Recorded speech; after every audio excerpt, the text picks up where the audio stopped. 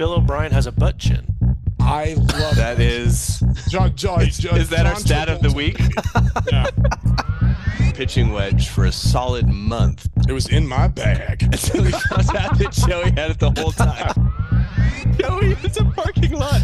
Super Bowl, baby. No, I think I was outside of a Red Sox bar.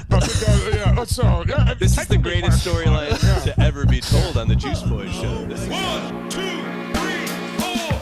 God. Gentlemen. What's up? Friends. Gentlemen, welcome back. Fellas. We made it another week. Happy Friday to everyone. That's when this gets released. Yeah. Hope you enjoy this debauchery going into the weekend. So close to football. So close to football. Close. Can't wait. We're going to talk about that a little bit more. But first, gentlemen, what are we drinking?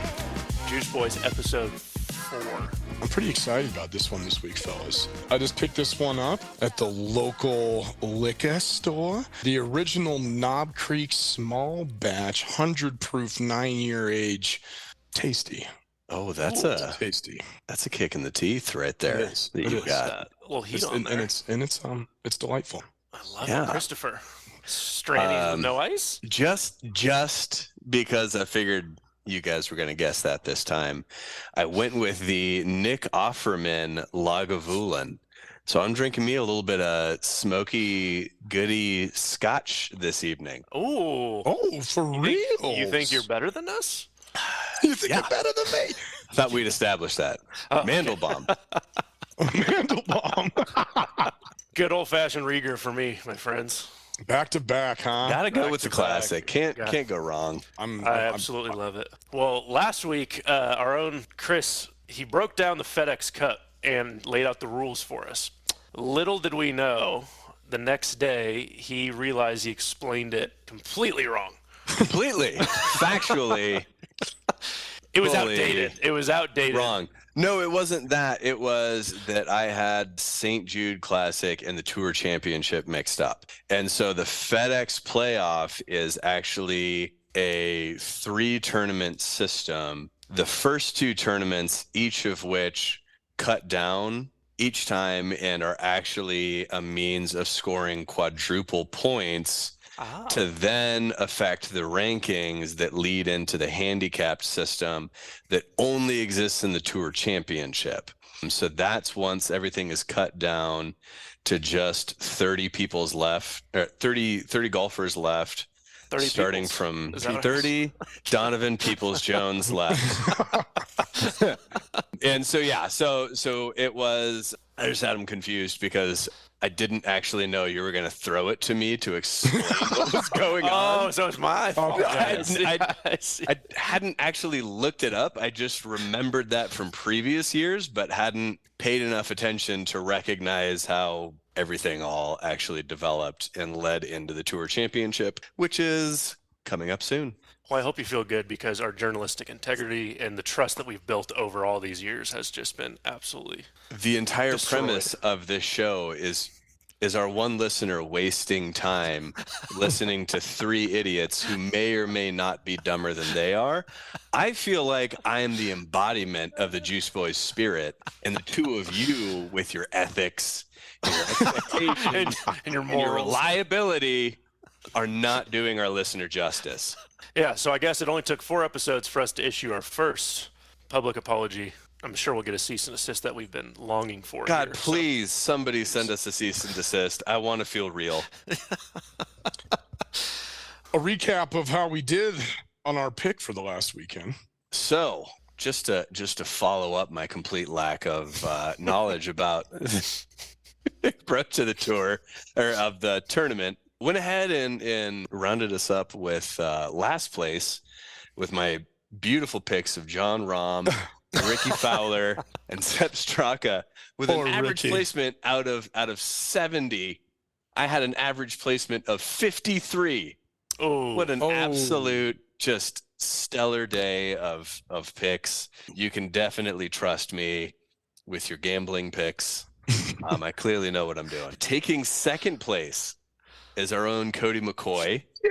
Xander Schauffele, Tony Finau, and Lee Hodges had an average placement of 40 with the man, the myth, that looks great in a bikini. Joey Linehan, Mm-hmm. Tyrrell Hatton, Max Yep, Homa, and Keegan Bradley. Average placement of 31.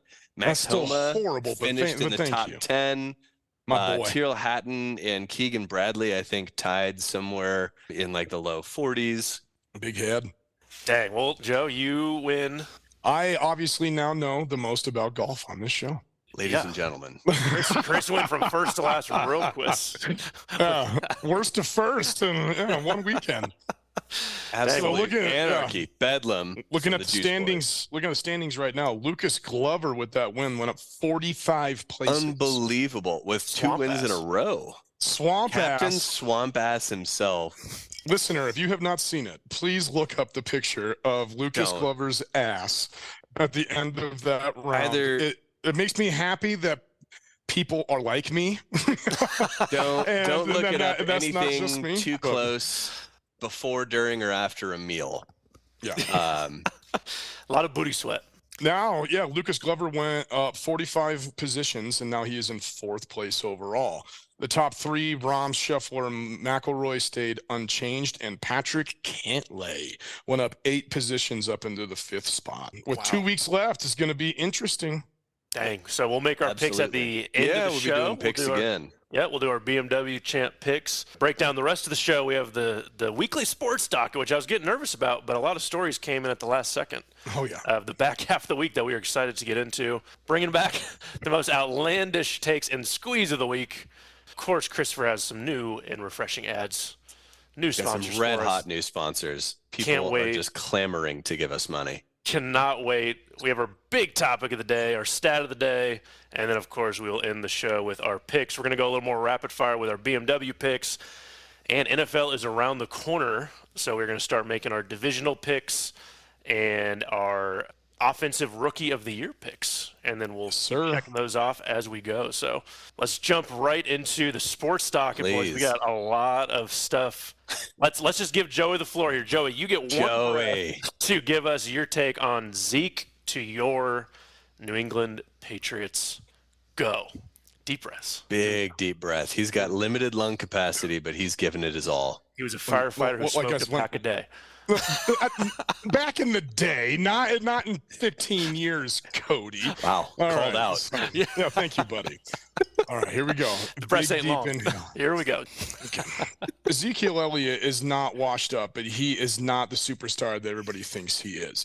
Ezekiel Elliott can come into this system, and he can be a blocking back, and that is about it. The highest paid running back of all time is going to be a blocking back? That's about that, and that was the end of my breath. But I'm going to keep going, and that's about it. They got Ramondre Stevenson in the background. They better not just turn over the reins to Ezekiel Elliott because of his name.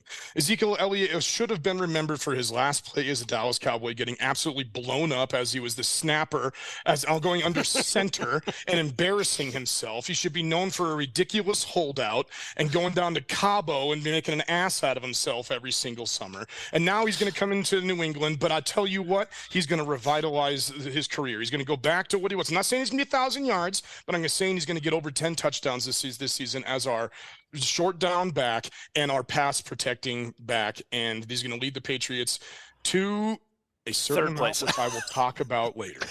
So would you have said he's going to revitalize his career if he went to any other team in the NFL? Absolutely not. Okay, that was going to be my question. That leads nicely into Mr. Dalvin Cook. I think it was within a few hours that Chris texted us. They were back to back. It was like within 10, 15 minutes at least from the alerts that I got. Yeah, I don't understand. Breece Hall's kind of the guy.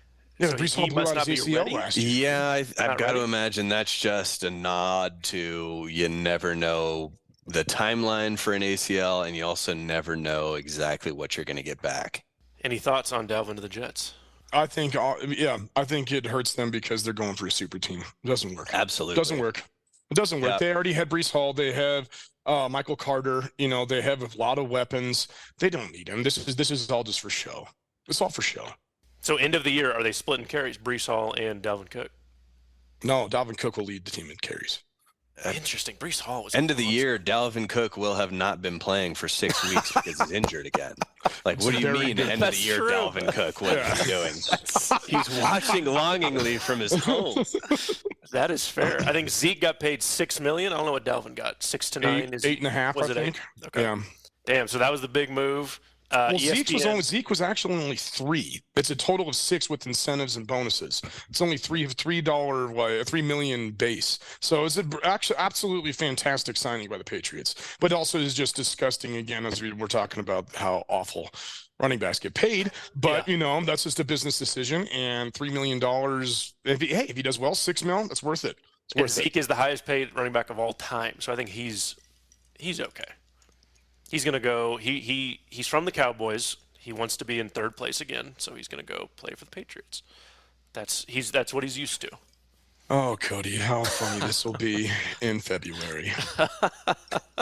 ESPN Bet is now a thing. Barstool David bought back Barstool for $0 Portnoy. or $1. Yep. So ESPN Bet is now going to be a thing. My question to you, is it way too late? Because everyone has a sports book.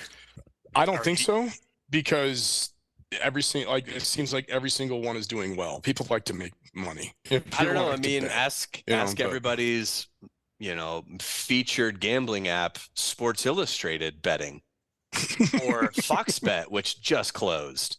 That's what I'm saying. Yeah. So Fox Bet closed. Barstool is not. They're doing well regionally, but nationally, Barstool Sportsbook is not a streaming success. Is ESPN still owned by Disney? Is that still a thing? Sure are. Okay, so they're making some really weird decisions over there. I don't know. I don't really know what's going on at ESPN. I think they're doing whatever they can Disney, to try and keep afloat. Well, then why did they? I mean, I love Pat McAfee like anybody else, but why sign him to like $80 million a year or something ridiculous? For ESPN2. Are you kidding me? Of course, that's the right move for them. You think? The guy who is stealing their viewership every single day, 5 days a week for hours on YouTube, is now instead going to ESPN. Brilliant move on their part. And so it's not 3 hours, 3 hours of content a day that they. It's not going to wind up. I think it's not a big enough change to save the sinking ship. But as far as business sense, like, go and buy out the person who is costing you the most money, not a bad thing to try when you've got enough money. You've got Disney backing to throw around. I don't think that it actually speaks to what's wrong. Like, the issue is the availability of YouTube, online clips, online commentary, shows like this. Yeah. The Juice we are Boys. screwing ESPN right now. We are the problem. ESPN. I'll gladly take your money. Hell of a lot cheaper. Gladly. Cease and desist. Is that it? Is that our cease and desist? Please send us a cease it? and desist. We Signed by found it. Okay, Bob I think we Iger. found it. Show of hands, who will get ESPN Bet? Does the brand strong enough at this point to pull you to, other than a wildly insane sign-up bonus? I think the 4 that I have right now is enough. So I'm going to stick with that. Chris has double that? Okay, listener, he is nodding. Okay. So that's the thing, it's all about the sign-up offer. Like, do I need another app to use to gamble? No. If they throw out some insane sign-up offer, then sure, but there are a lot of other smaller books around Colorado that have done that. I'd use their sign-up offer, make some cash, and then cash out and put that onto the real books. I remember when we went to Cripple Creek last, I think me and Joey read the history about it. Yeah. And for those listening, Cripple Creek is a gambling town in Colorado, and it was pretty much a dying mining town until they sold their soul to the devil for gambling. And since then, the city it does not grow.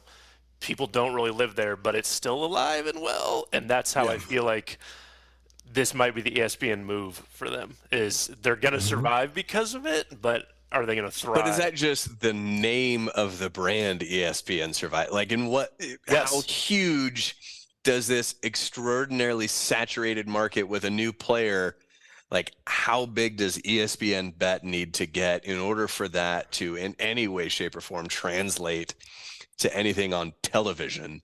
I mean, you got to I don't have see a it. lot of capital going into it, and so if they don't get any return, that could be bad. Hey, 'Cause they've you got to got think you Disney got to have a money. lot. They got Disney money. They got Disney They've got money. Disney but, money. Well, Yeah, Disney has- absolutely. But Disney ain't Disney- doing the best right now. Disney's either.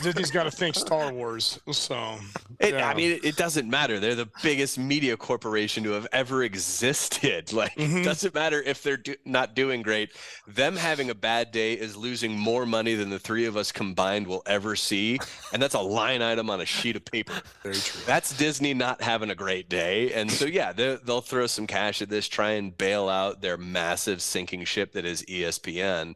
They've got to find some sort of way to create more placeholders online and actually like monetize and, get people to in any way, shape, or form care about ESPN Plus if they're going to do anything worthwhile on the long term. See, you didn't need to make us feel bad about how little we make. Jeez. Yeah, dude.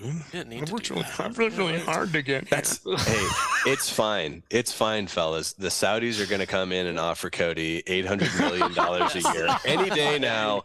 He's gonna Show him the line. He's gonna wash that blood off that money and hand a crisp couple of hundreds to each of us. I'm ready for it, boys. I wanted to get into this. I want to get everyone's thoughts, and it leads into the gambling side. Where does the normalizing of sports gambling go?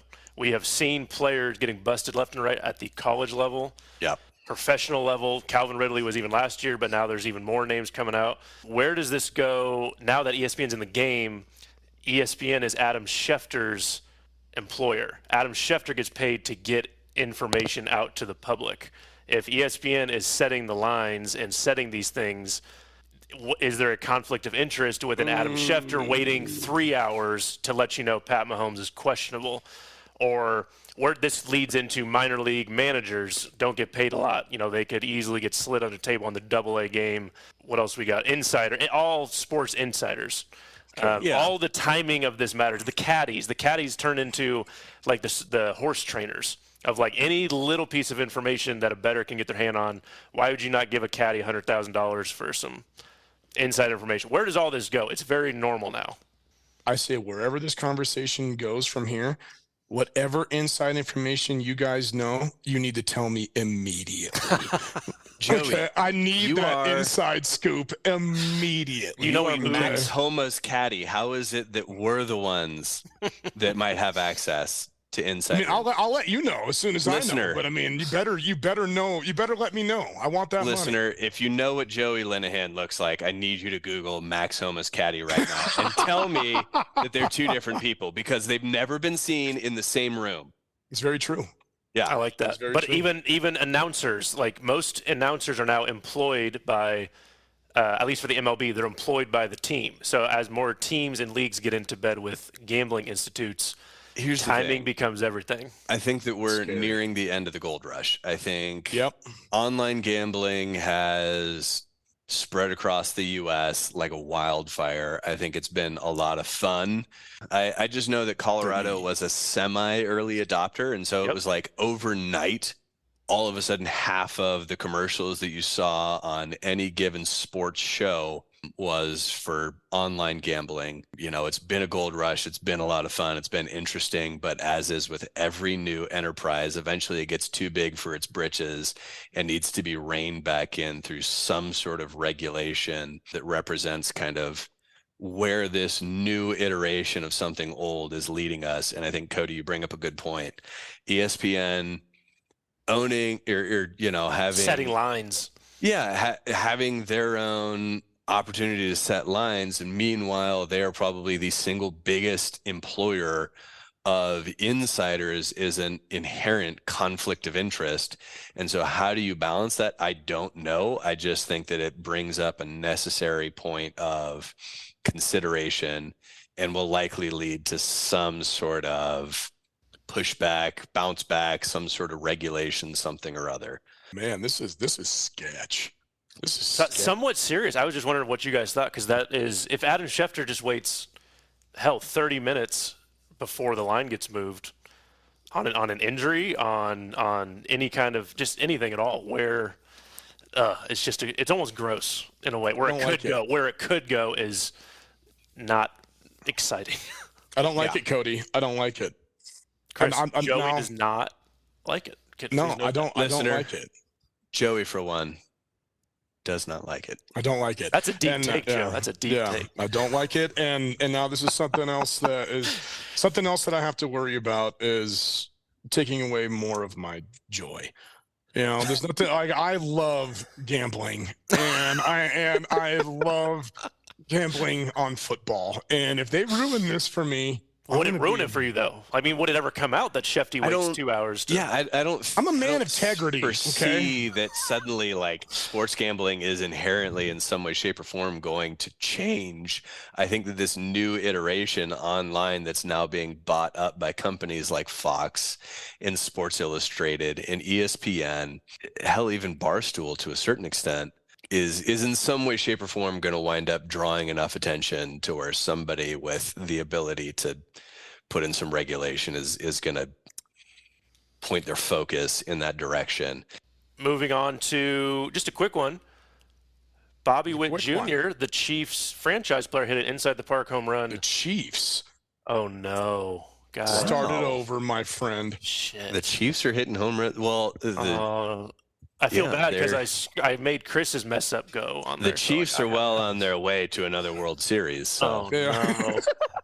Bobby Witt Jr. of the Kansas City Royals hit a inside the park home run, 14.3 seconds, the fourth fastest recorded. All I had to say was, you know, it takes Bobby Witt 14 seconds to score and for Joey Linehan to score in bed. Oh, yeah. Oh, you son of a... Let's go. Let's go.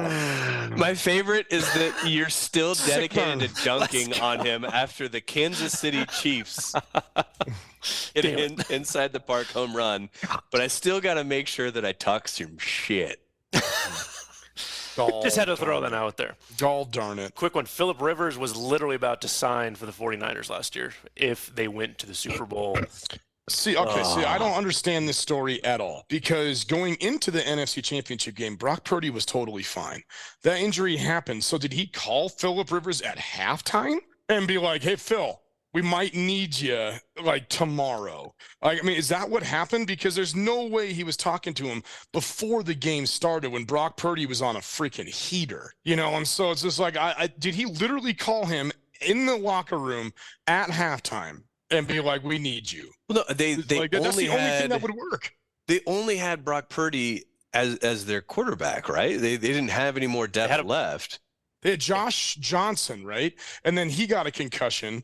And so then they had to put Brock Purdy back in. And remember, they had to hand it off every time because he couldn't throw. Yeah, I don't think that it had to be middle of the game for them to go, hey, maybe we need more than one quarterback who's taken a snap before the Super Bowl or before the NFC Championship. So you're saying that he was calling Phillip to be a backup? Oh, absolutely. Are you kidding me? Oh, that's not how the story reads. The story reads that he was going to come in and get a Super Bowl. I mean, Melvin Gordon went in and got a Super Bowl. It doesn't mean he did yes, anything. Yes, he did. Yeah. That boy got a ring. I don't remember who he played for. On the sideline. He was a big cheerleader. Yeah, he was playing for the Kansas City Royals.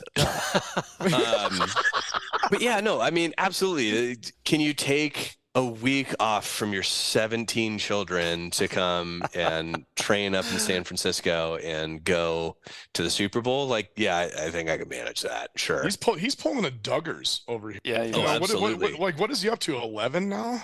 He's just and that's like, but it's different because you have Antonio Cromartie who can't even name all of his kids, you know, and they're like he was just sitting there listing them, and he's like, I don't have enough fingers. You can start over again. You know, you can start over again, Antonio. Oh yeah, okay. Let me go back to the thumb. All right, and so I miss when all we did was make jokes about Randy Johnson killing things. We can do that. Oh my God. I want to know if anybody actually ever broke into his house. To see if he ever had to test that, you know, idea. For those listening for the first time to our episode, I encourage you to listen to all 3 past episodes where we take a nice little bite out of the Randy Johnson bird murdering story. So absolutely, real it's a deep great dive. Listen. Let's move on to Phil. I love this story. Mr. Phil Mickelson has placed over $1 billion sports bets.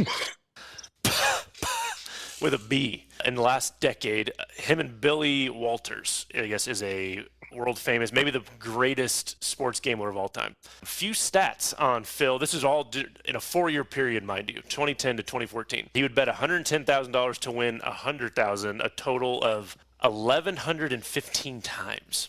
In a 4-year period, he was throwing down. Jesus. And for the gamblers out there, or maybe you don't know, that's pretty much the 50-50 bet, right? Yeah, that's the minus 110. That's the perfectly juiced even line. Brought to you by the Juice Boys. Yeah, 1,100 times he placed that. You guys know I don't take any bet that's not in the plus. Yeah, how are you doing this year on gambling? He deleted his accounts. No. They're still active. Whether or not there's money in them is a different thing. But the NFL season's coming up, guys. And then I got to wait for March Madness again. And then I'm going on a heater. And that's when I make my money. 858 times he bet 220,000 to win 200,000. Yeah, so he's just taking minus 110 even, 20 points juiced bets. Yep. 2011 alone, the man made on average 9 bets a day, which results in 5,100 bets total for a year.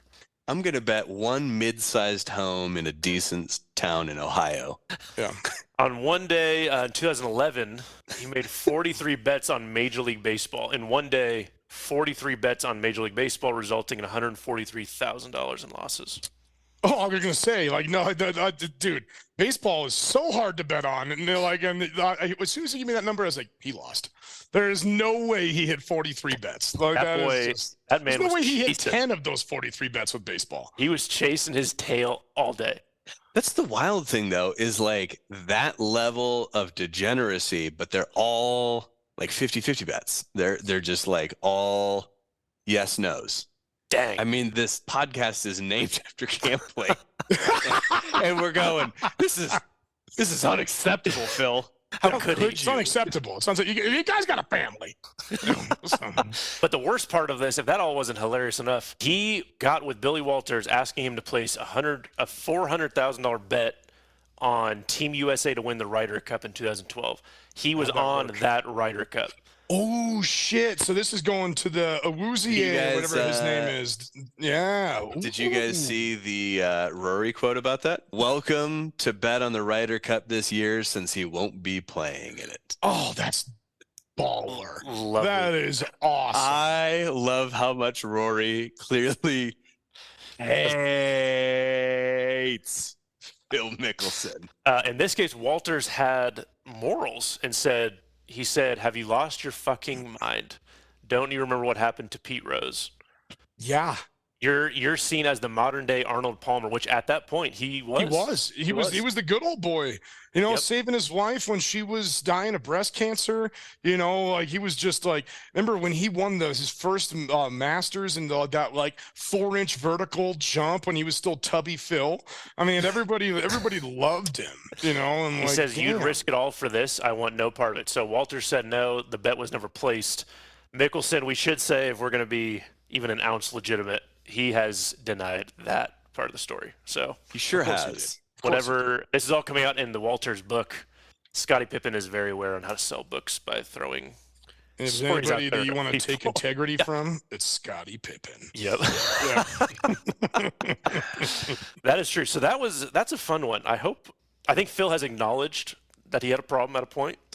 He seems happier than ever. He has a number of times already. Yeah. So I'm not sure how damaging this is. Maybe the numbers are more startling. I think that's the thing is I think he's always really tiptoed around bringing any sort of specifics to it. And then you bring in the ethical quandary of we're saying that everything that you've talked about with your gambling, this being problematic, historic, all of that is in line with what this guy is saying, except for this one little bet. Yeah. Pete Rose one. That one is made up. Everything else is in line with kind of the breadcrumbs you've left for the last handful of years. But that one little bet.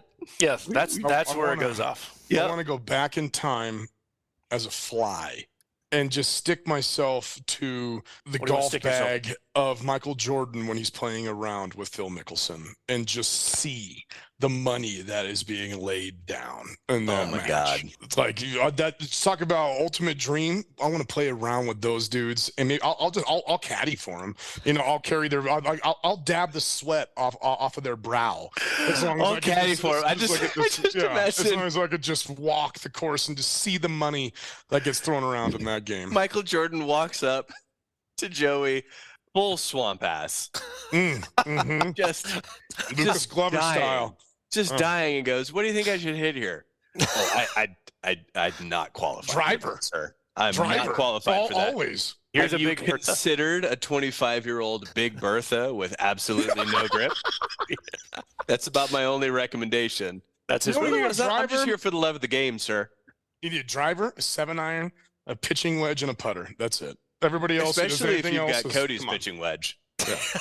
That's all you Listener, need. Literally Cody in thought his that bag. he had lost his pitching wedge for a solid month It was in my bag. until he found out that Joey had it the whole time. Good pitching wedge. It's The a good worst pitching part wedge. is Joey told our mother-in-law to tell me when the man has my number. He had And- Yeah.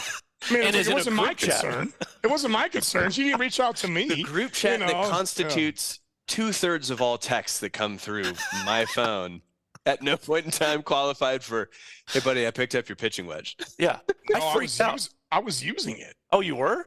Oh, it was great. I dude. thought I Yeah. lost it. I was freaking out. I was calling golf courses thinking, What do you need it in Kansas City? You only play with us. but why? You just couldn't text there me. are no golf courses. And Oh, no, then I our definitely mother-in-law Cody, I failed to definitely tell could me. have. I definitely could have. Okay. But that You was that was not presented to me. All right. The question was, and I said, "Oh yeah, I have it," and then that was over.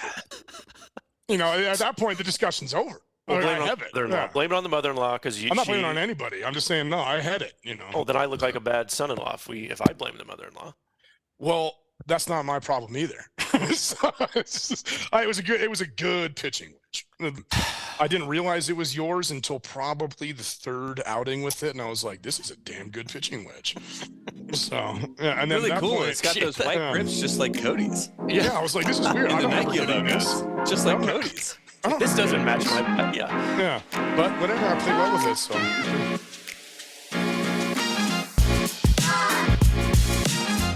All right, we are bringing it back.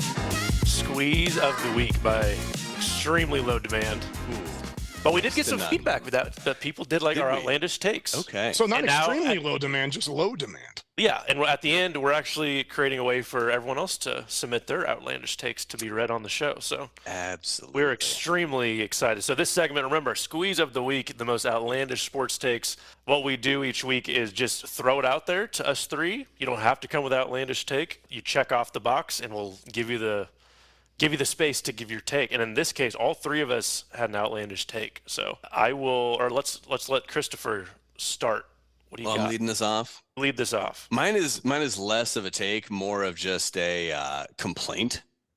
All right, so here's the Submitting thing. those? With all the conference realignment, all the craziness, everybody in the Power 5, now Power 4.5 conferences, I am absolutely sick and tired of hearing the talking heads on major news networks or sports networks talking about or complaining about the loss of tradition. Now, I don't disagree with that, but I think it's absolute BS. I think that it represents just lazy journalism.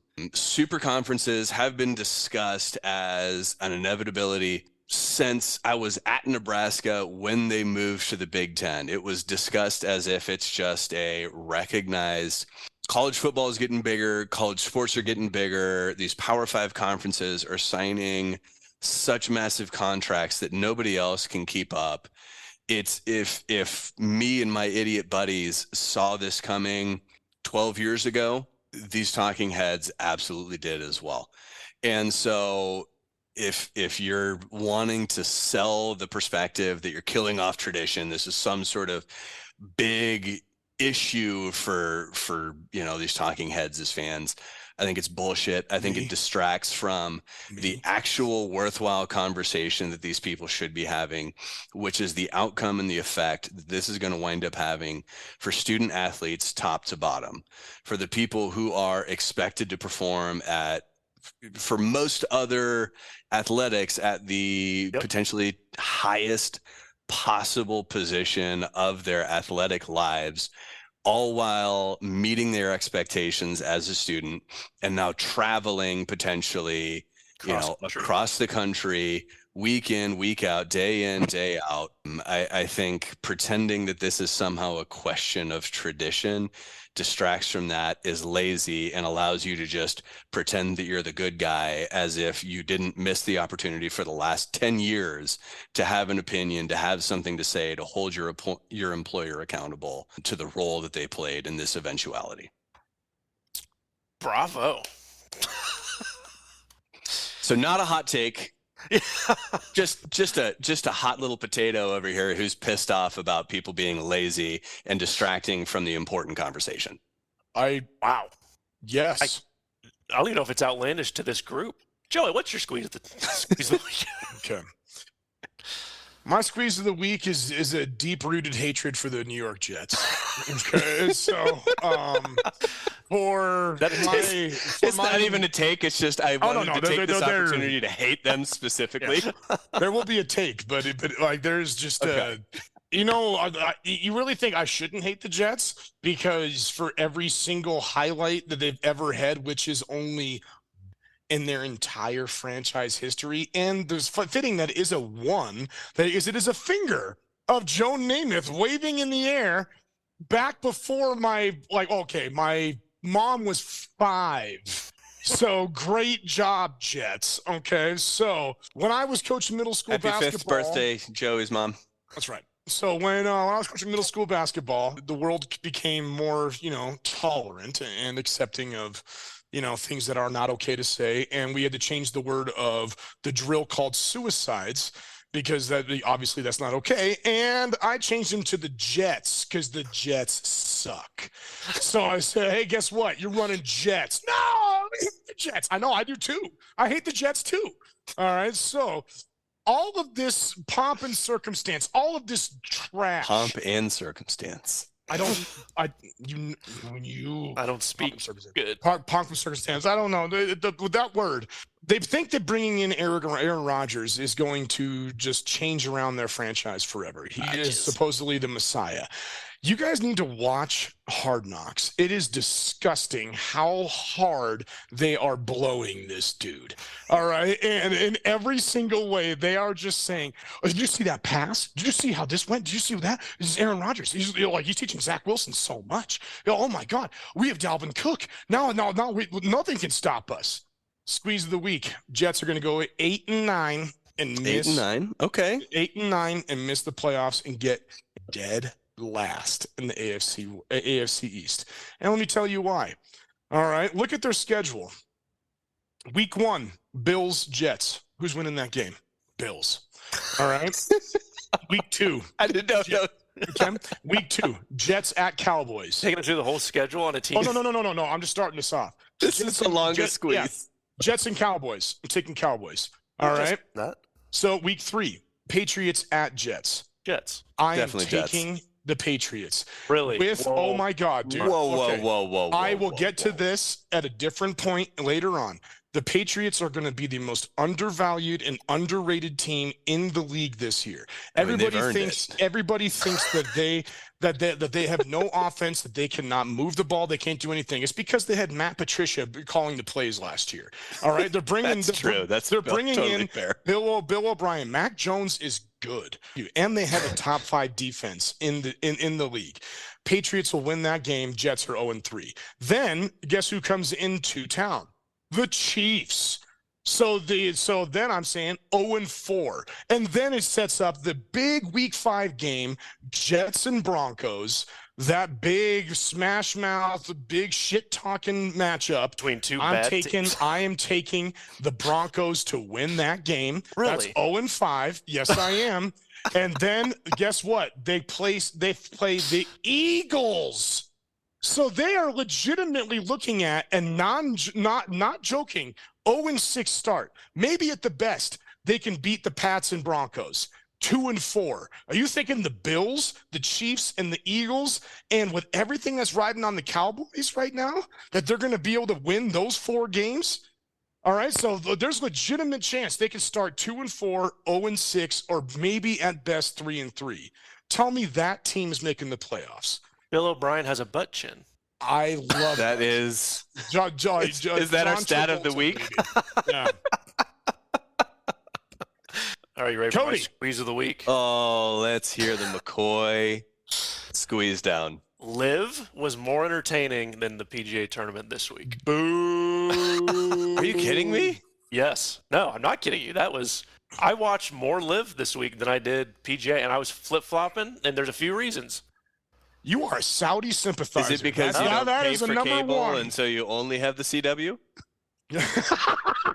I don't even know if I have. I can honestly say I don't think I've ever watched. No, that's not true. I watched The Morning because of Chris Parente. He's funny. That's it. Can I continue now? Jeez. Can I squeeze now? Squeeze on. Squeeze Cody. away. Cam Smith, it was a sexier top 10 as far as big names go. Cam Smith ended up winning. Phil came off the hot gambling news, was in second place all weekend until I went to the PGA channel and then flipped back and he dropped to 20th in like a 5-minute period. Eesh. It's hilarious to watch. Eesh. He went +5 in like a 5-minute period. It was. He it was bet the overs on his stroke count? Cam Smith, bigger name than whoever was in the PGA. It was on the CW earlier than the PGA was on CBS. So they kind of led into, I was watching that more. I was waiting for CBS to turn on the tournament. So they actually had my attention a little bit sooner. There was also a rain delay for the PGA piece on Sunday. So it just kind of kept funneling me towards, and then It's because you have no soul, Cody. It's because you have no soul. All right. I have never. Well, I can't say that. I turned it on one time. I watched it for, I'm not joking, maybe a hole. And I didn't understand the graphics on the screen. I was like, what the hell are these teams? What is aces? And then there's just like. It's an intelligent man league. There's music blaring everywhere. I like the fact that they can wear shorts because I think that's dumb because the shorts would have alleviated Lucas Glover's swamp ass. Yeah, that could be taken off. That's the thing. The swamp ass was almost maybe the biggest story of the week that came out of that PGA piece. So if that's because they need to wear shorts. You need to breathe. That's what I'm saying. Yes, I agree. So if that's your biggest story coming out of like the playoff part, I think I was a little bit more entertained with Liv. What was the biggest story from Liv? Because I haven't heard a single story actually. I don't even know. I didn't know that. Bill Mickelson had the big betting stuff, and he was up there, and then he wasn't. That's not from the tournament. That just it was a story. And then Cam Smith, hey, when did he make those bets? When he was on the PGA. Bubba was hanging in the top 10. It was good to watch some of these guys, like just some of those older PGA guys that went over. So it doesn't count. This is like saying, hey, did you see Jim Kelly's USFL stats? They were awesome. He's saying the ABA stats don't count? No, because those were actual teams that were absorbed in. So when Liv and PGA become a unified entity, then they could potentially count. Then they could potentially count. But right now, everything they're doing just means absolutely nothing. Oh, I have the greatest Liv score of all time. I don't care. I don't care. It's just like, I don't care. I'm just saying. So when Liv becomes legitimate, which will never will be, and when the Saudis become legitimate, which you answered your own question so fast. Which they never will be, and so then that means that nothing that happens in Liv matters. You learn not to wait after the question about the Cowboys versus the Jets. Joey, if listeners now want to submit their own outlandish squeeze of the weeks, what can they do? Well, I'm hoping that our listeners might have some more that are more compelling and not, just one-sided. If there's ever a Liv take it, because we're going to talk about it. All right. So, listener, you can email us your outlandish take at juiceboyshow@gmail.com. And if it has the pulp, because that's all we care about. Pulp. If it has the pulp, then we'll read it on the show. All right. So send us no seats. No, come on. We like the pulp. All right. So give us the pulp, and we'll read it on the show. I look forward to hearing any of your submissions, listener. One more time. Chris, juiceboyshow juiceboyshow@gmail.com. Once again, that is juiceboyshow@gmail.com. Chris, who is sponsoring today's stat of the day? Ooh, actually, these guys requested that they get to sponsor the Squeeze of the Week. Today's Squeeze of the Week has been brought to you by the newly released Live Tour 2024 by EA Sports.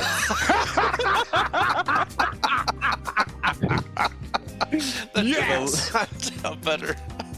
So the Live Tour 2024 by EA Sports, where you can start your career as a Live Tour golfer today by choosing one of 4 Live-approved starting points. You can choose to be a young up-and-comer looking for a more guaranteed income than that other tour has to offer. You can be a washed-up former star talking about chasing glory while secretly looking for one last paycheck. You can be a current champion who has recently married an Instagram influencer who now expects you to fund their lifestyle. Or you can be Chase Koepka. Yes! Yes! Yes, it's all coming together for you as you negotiate and sign your first contract with a member of the United Nations blacklist before jetting off around the globe, bringing the glory of golf to beautiful places like the deserts of Jeddah, Saudi Arabia. Live Tour 2024. All the fun you've come to expect from golf video games matched with all the virtual ethical challenges you've come to love in Grand Theft Auto. Out now on all gaming platforms. EA Sports. It's in the game. It's in. Man, we I are wrapping up the have to take. sponsorship. I got to take back what I said about Liv. Thank you for the sponsorship. Yeah. Don't you and I both look real dumb right now? I'll eat crow. I will eat crow.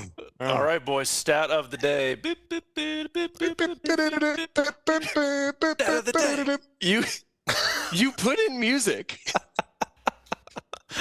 I like ours better.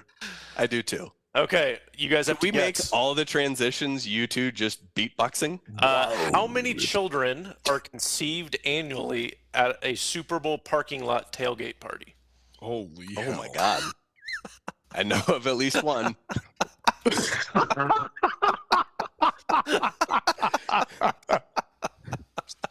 Oh. How many children are conceived annually at the Super Bowl parking lot during tailgate parties? Oh my God. Jesus, this is I'm gonna say a this is dozen. remarkable. Let's just go with a nice. Even that is dozen. a very wholesome number there, buddy. But like at the parking lot specifically at the Super Bowl, like Yeah, like conceive. Like I mean, anybody can say that that is their time of conception. So I mean, you can say at the like parking lot at the Super Bowl, like how many? Oh my God. It's too expensive to do anything else. No, I mean like people can say whatever they want. I'm pretty sure by rational science and data and massive amounts of statistical analysis. Oh, thank that God. Take I a big step back, yeah. listener. Here comes See- the see- data. That I was conceived after Bill Buckner. All right. And so when Bill Buckner blew that game, I think I'm a sympathy baby. And I've asked my parents several times. They could say yes, but they say no. But I know. But I know what is the truth. All right. I know what is the truth. So these people, so people can claim this, but you know, it's just word against word.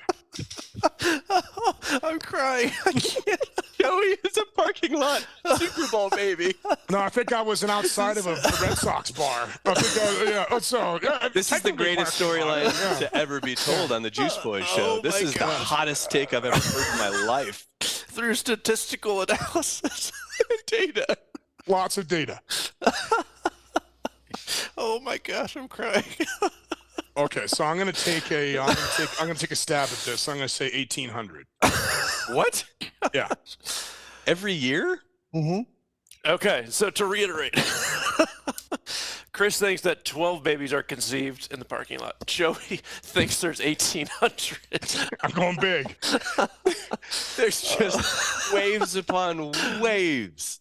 Statistical analysis. Bodily fluids. More than 100 children Ah, shit! I was close. are conceived annually at the Super Bowl. I was only off 18 By- times, but not bad. Not bad. By an order of 10.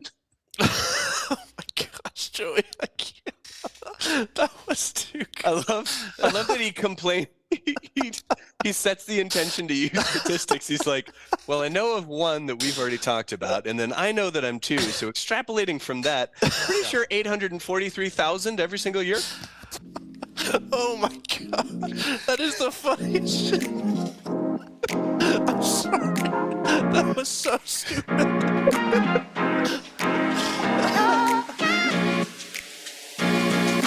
Three, two, one.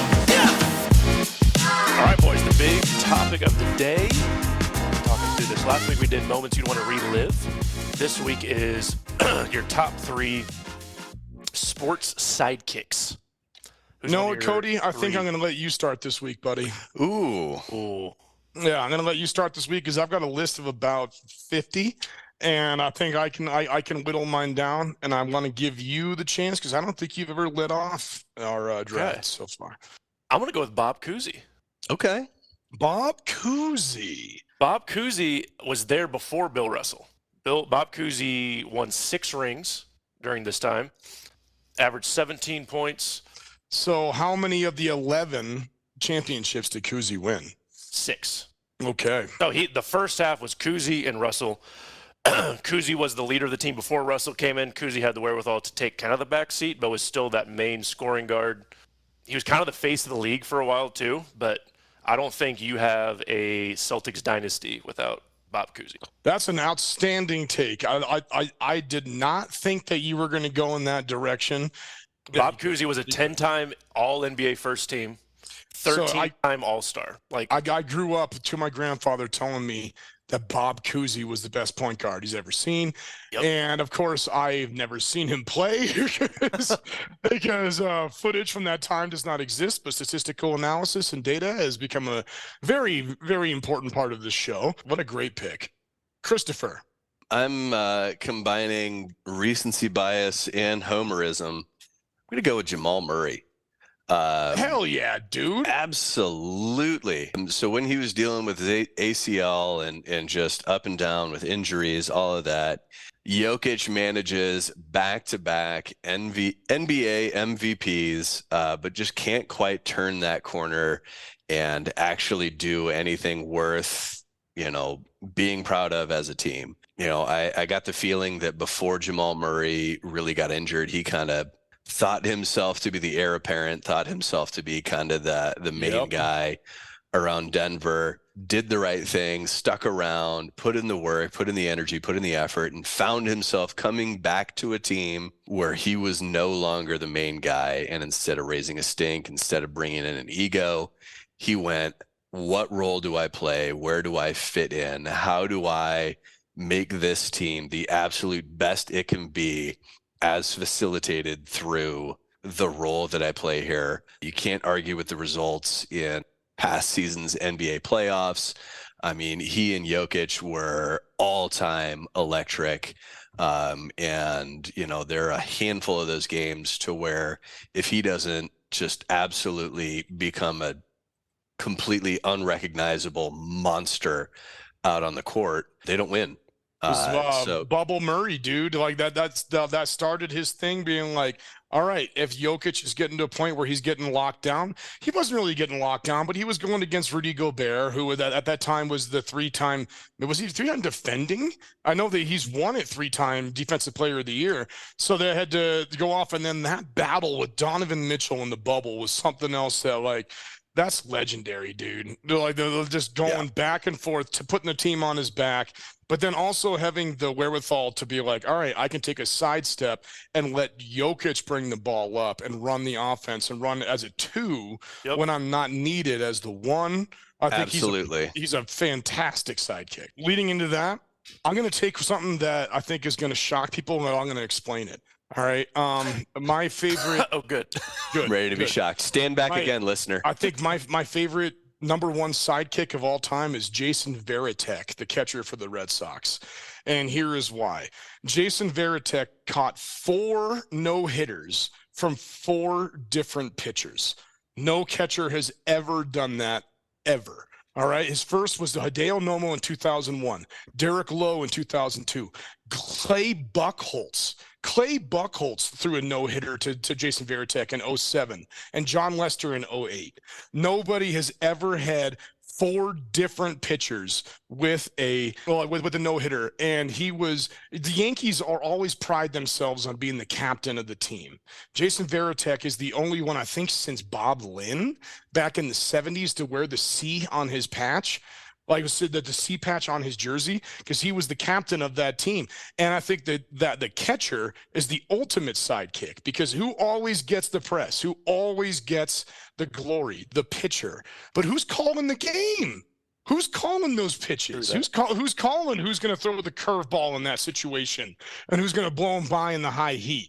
You know, and it's just like, so Jason Varitek, 4 no-nos, 4 pitchers, best sidekick of all time. I love it. It's so quintessentially Joey to go with something like that. I absolutely love that pick, and I love your explanation. I'm going with Lou Gehrig, number 2. Great call.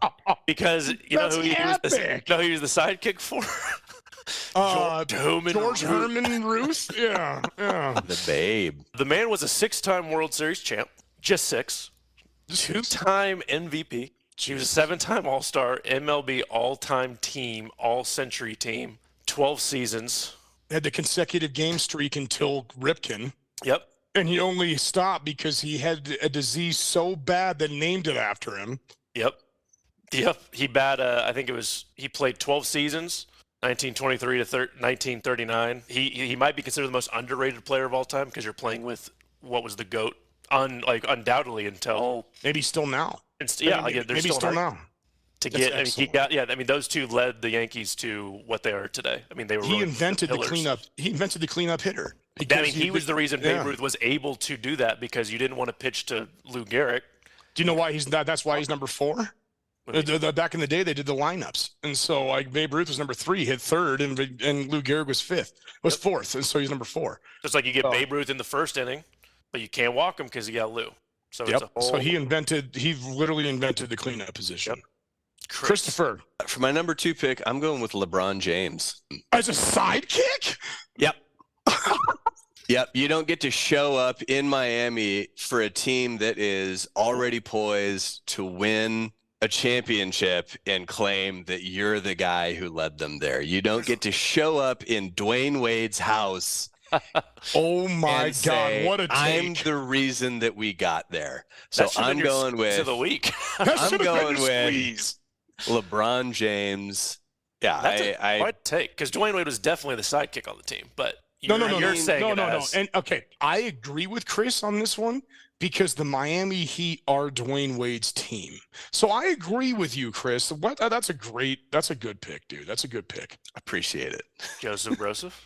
So for my next pick, I'm going to go with the greatest hockey player of all time's sidekick that put together the greatest super team we've ever seen. I'm taking Mark Messier.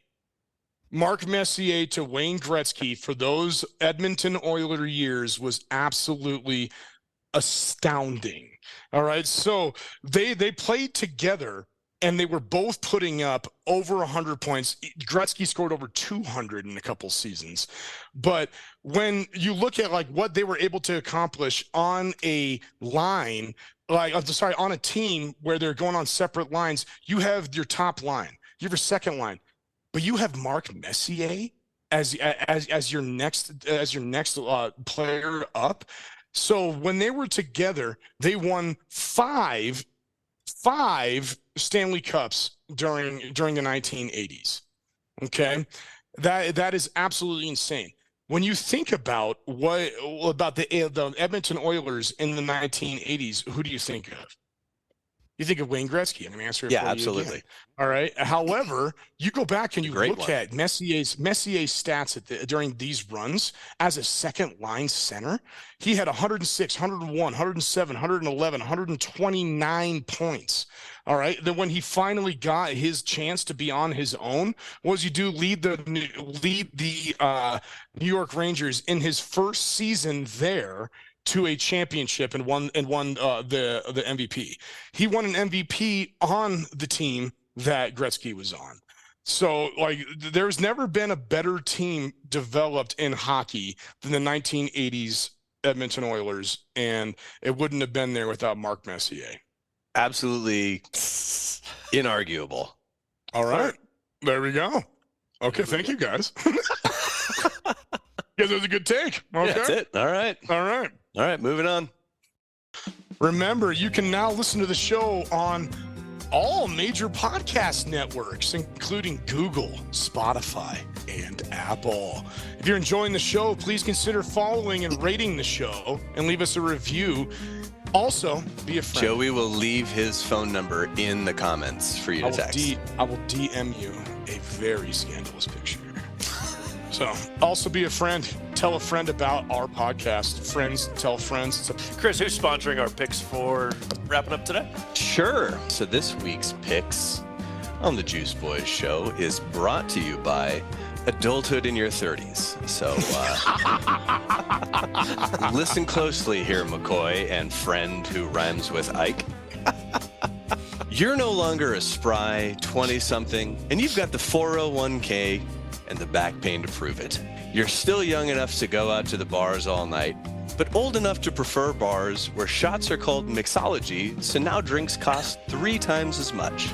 I hear that. You fun. don't quite Isn't that know fun? when this transition happened, but it was probably around the same time when you started being willing to drive an extra 10 minutes to go to the good grocery store. Sure, you may not know anything about modern trends, but you've got Target to do all your styling, home decor, and thinking for you now. Adulthood in your 30s. Still young enough to do something stupid, but wise enough to take ibuprofen before you go to bed because you have a big day starting early tomorrow. Amen. Oh, Chris, you nailed it. That's my life. You'll get there, I have my bottle of ibuprofen next to my bed. So. Really, we appreciate everyone listening. Before we wrap up, we're going to do 2 BMW picks going into this weekend. And we're also going to make our AFC North and NFC North winners along with Offensive Rookie of the Year. Go a little quick fire here. We'll go pick your 2 at the same time, Chris. CBS Odds has Scotty Scheffler, Rory, John. Not really moving, actually, in the last few weeks that we've done picks. We're going to do 2 first. I'm going Patrick Cantlay. Damn you. Yeah, not a super big fan of him, to be totally honest, but he has won some sort of FedEx playoff tournament. Won the BMW 2 years in a row. He's going for a three-peat. Is that it? I thought that he it. just won one of the 3 in each of the last 3 years. No, he's won. Like Yeah, he's won the BMW the last 2 years. The slowest player on the tour. It is just agonizing to watch. Just impossible to just watch. hit the damn ball, Patrick. I mean, it's just, come on, man. I'm up there just joking around, taking a shot of my hot fireball, and then just trying to place it on the tee and then wailing it. Come on, Patrick. You can do this. Fireball. Let's go, Patrick Cantlay. I hope they sponsor. Hot fireball. They have to send it to us lukewarm or hot fireball. Hot. Yeah. Pick number 2, Chris. You know what? I'll take a flyer. I'll go JT Poston. Dude has been, I keep waiting to see him win another one. He's been in the hunt. So let's go JT. Let's go to the JT that actually made it into the playoffs. Oh, wow. Oh no, my boy. Chris, ouch. Oh, my boy. What you doing, my boy? All right. So this is not like a big shocker pick, but I'm going to talk it out. Okay. Oh, good. Rory. Gonna make us wait? Oh, okay. I really think Rory's going to win this weekend. I'm taking Rory because you know why? He cares about money more than he cares about majors. And when he was done at the last major, he literally said, my focus is on the FedEx. And that's been his focus. He's won it twice before. I think he's going to come out, and I think I'm putting 3 times. I'm 3 times before. I think he's going to do it. And then my second pick, I'm riding with my boy Max Homa 2500. I'm his caddy. I know what's going on there. He's got the insider information, everybody. Yeah. So here we go. Rory and Max Homa. Let's go, baby. I love it. Man, Scotty's not playing as well. I saw him miss a tap in. I've just never seen him do that. He's always been very surefire. I'm going to go Johnny Rami. Johnny Tsunami Okay. Ram. It's a good call. He's not going to go. You He's love not going to Johnny drop the ball Rami. twice. Love Johnny Rami. I'm going John Rahm. I think he's the best golfer in the world. He just needs to get it together here. And then Jordan Spieth played really well this weekend. He really did. He really did. And if I can get him for plus 2,500 and Max Homa's gone, I think Jordan is my number 2 pick. So the BMW is this weekend starting. I guess if you're listening on Friday, it's in the middle of the second round. So let's jump into our NFL standings. So we're picking winners, boys. Who do you have for the AFC North? This one's a doozy. This is good. This is a good division. Man, yeah. You know, yeah, like I am picking this division exactly as it is shown on our screen right now. I think the Lamar Jackson is going to lead the Ravens to the number 1 spot. I think that Bengals are going to get a wild card, and they're going to play the Chiefs in the first round. You know, I got to go with the tried and true Bengals. I think Joe Burrow, everything seems to be pointing towards him having an earlier return than us 3 idiots postulated. That's definitely Achilles. It's definitely Achilles. Yeah. So that's the thing is trust us, you listener. know, Ravens, Browns, Steelers, like until you can showcase that you can keep up, that's the obvious pick for me. I'm gonna go Bengals. I think the Ravens, they just gave up on the Ravens just gave up on the run first creative offense. They know they got a new OC, so they had to go a little more pass heavy. I think that they got Odell. We'll see what happens. We'll see what happens. It does it for me. But last time Odell was on the field, if he didn't blow out his ACL, he was going to be this Super Bowl MVP. But now he's rocking 2 new ACLs. So I just don't know. But I think I'm with Chris on the tried and true concept. Those receivers are tough. Ravens still have the 3rd best quarterback in that division. Lamar Jackson, great running back, fantastic, so impressive. And are you taking the massage therapist over my boy Lamar? As far as the proven track record as a quarterback, yes. Oh, what? As far you talking about somebody who won MVP? Talking about somebody who won MVP? On his legs.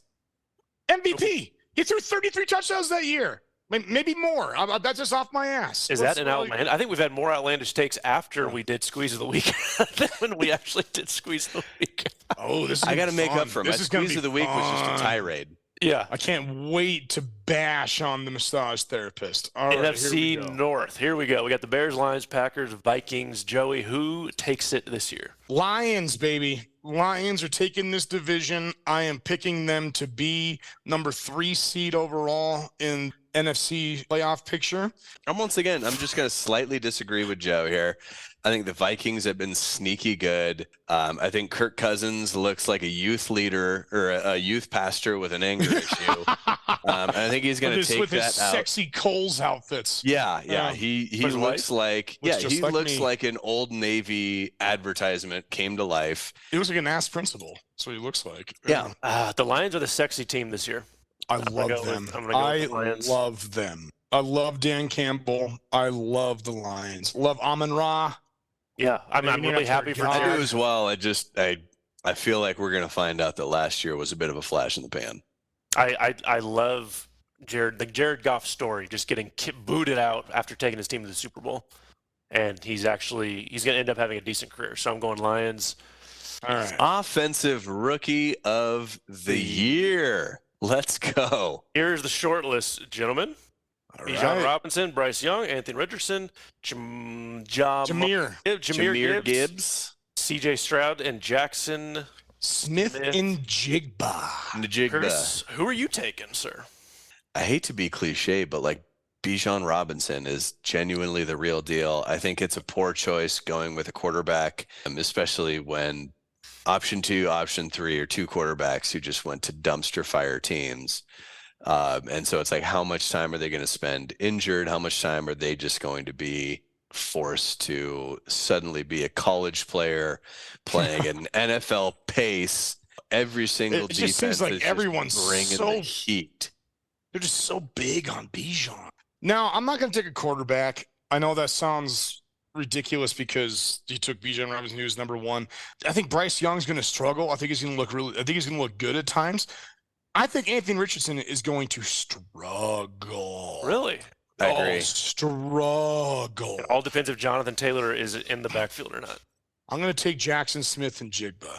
This kid was absolutely electric in college at Ohio State. He sat out all but one game last year. I think he might have got hurt, but then he just sat out the rest of it because he knows how freaking good this kid is going to be. I'm going to take Anthony Richardson. Really? Okay. Wow. Okay. He's the most NFL-ready body. Bryce Young just looks like a little boy out there. Yeah, but just he can don't throw know the if ball, he's- though. He can throw the ball. But I'm taking Anthony Richardson under the assumption Jonathan Taylor is getting that first 5 to 6 yards that opens up space. If Anthony Richardson has to put the team on his back, I don't see it. Hey, we're called Juice Boys. I'll place a bet right now that Jonathan Taylor doesn't play this season. Ooh. I was going to say first 10 weeks. I'm saying this season. It's bad over there, dude.